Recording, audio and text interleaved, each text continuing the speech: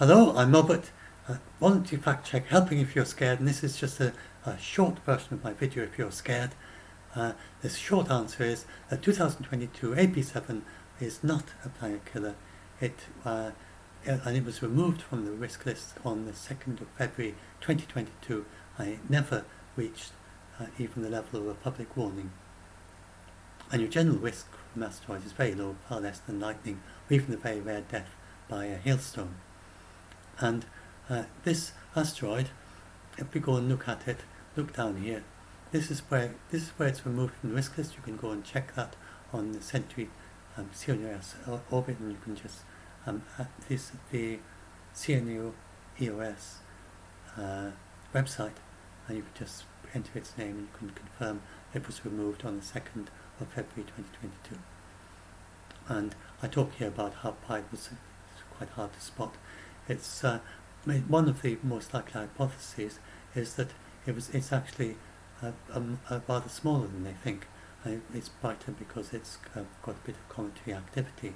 It's a comet that's gradually losing its ice and turning to more of an asteroid, and that might be why these only spotted it when it was close to the sun. And we've got the Space Telescope in 2025, got the Vera Rubin Telescope in 2023. They're both going to find lots of asteroids, and including ones of this size. But they think they found nearly all of this size already. So this is a little bit about the impact if it was to hit, but that's a bit academic since it's not going to hit, and the expected wait time, a very long time of hundreds of thousands of years. But this is just to show it's not a planet killer. This is the Homo erectus, which was the predecessor to humans, and they found it's the debris from the impact, which its width of the strewn field is these small tektites, about 10,000 kilometers width, and over that area there are these things called tektites, which are small blobs that fall out of the sky after an asteroid impact, and most people aren't going to be hit by them, but and obviously these people their axes are found in the same area, and soon, not that long after the impact, just mixed up with the tektites. But in that very remote possibility if one was going to hit in the far future and they didn't, but they're surely going to deflect it anyway, then you would probably stay indoors, or recommend to be indoors or in your basement to avoid, just on the remote chance that you've got a tektite headed your way. There'd be some advice on how to protect yourself from tektites in that remote possibility. But there's only one left in this size. Risk is this size, 1950 DA. It's expected to, so the 857 that were in the risk list originally, the 857 near-Earth objects, and of those only, and I'm not sure how many at 1 kilometer went into the risk list. The risk list is more restricted than the near-Earth objects, but there's only one left in the risk list, 1950 DA. Most of them are removed, just like this one was, and this one is expected to miss in 2880, and as we find its orbit more, then it's removed from the risk list not long before. And then on the very remote chance that we've got one headed our way, then they can use radar in the last few weeks, depending on how size, the last few days, if it's a very small one, and they can say exactly where it's going to hit, and then anyone who follows the instruction is not going to die of it. So this one, even though it's got quite a big, even at this size, if there's one this size headed away, which there isn't, then you'd have a lot of destruction, but people would be able to get out of the impact zone. But they found nearly all of them, and then you've got Vera Rubin coming next, the Vera Rubin telescope next year, which is going to be able to look 4 times fainter than any of the telescopes we have at present that is big enough to do a survey of the night sky, of the entire night sky, got a wider enough field of view, and it's in just the first week or so it'll find many of the asteroids that the other ones haven't found yet. And then after a few years of operation it'll find it'll be finding these, just the few ones that are left of this size.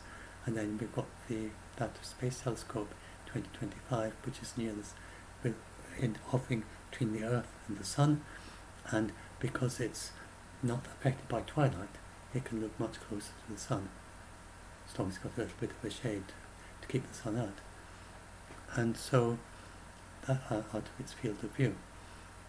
And so that's going to find an awful lot of any that might be left that we haven't spotted yet. And so it's probably going to be complete at 1 kilometre. At the moment, they think it's complete certainly at 10 kilometres, and probably down to 3.5 kilometres. Last time I checked, they were saying it was just about certain it's complete down to 3.5 kilometres. I'm not sure there's got a recent estimate about how far down the complete level of the survey is. But it probably won't be that many years before it's complete down to 1 kilometre. And then below that.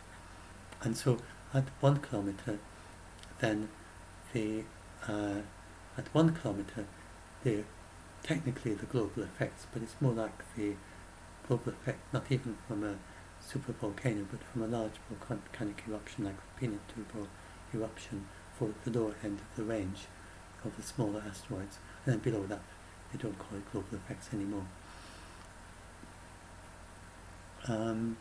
Just a fair bit of dust in the sky, and for a few years, which slightly cools down, and most people didn't even notice that Pinatubo eruption in the end of the 20th century.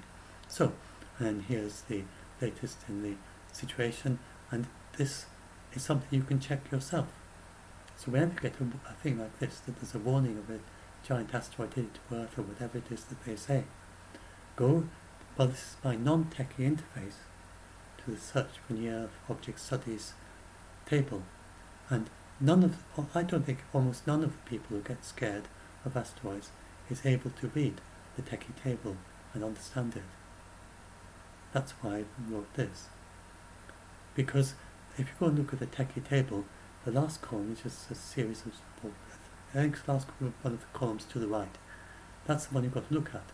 And there's nothing on the page saying to a non-techie reader that you've got to look at the Torino column, as that's the only thing you really need to look at. But it really is, for someone who doesn't know much, isn't interested in the techie details. Go and look at the Torino column, and if you've got a 0 there, that 0 is a shortcut, a shorthand for the word no hazard. So any column that has a 0 in it, that's a no hazard asteroid. If you see a 1 there, it's normal. And it goes up to 4 before you start getting a level where you start thinking about a public warning if it's in the near future. And that's only happened with the Apophis asteroid, and that reached 4, but it never reached that with the near future, so it was always only of interest to astronomers at level 4. Then it's got to go orange, then it's got to go red before it's an impact. So those are much higher levels, much higher numbers. So this one, the one that 2022 AP7, this only went up to normal, 1 in the risk list. So you can see that it was never a significant risk at all.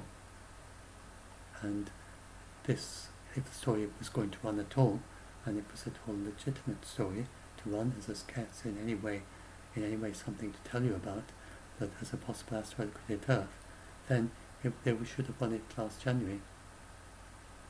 But they didn't.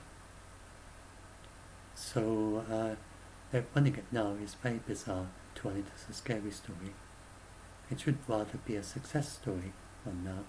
It's about how successful they were at finding this asteroid. And this is a new way to find asteroids that are near to the Sun. And then, there's a little bit of interest that this is one of the places where the remaining asteroids that we haven't found yet, where we need to go and look for it.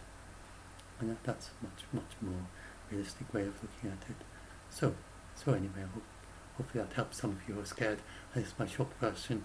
I've got intermediate length, I've got a longer version. 1 hour long length, 25 minutes length now. This is about 10 minutes, but see.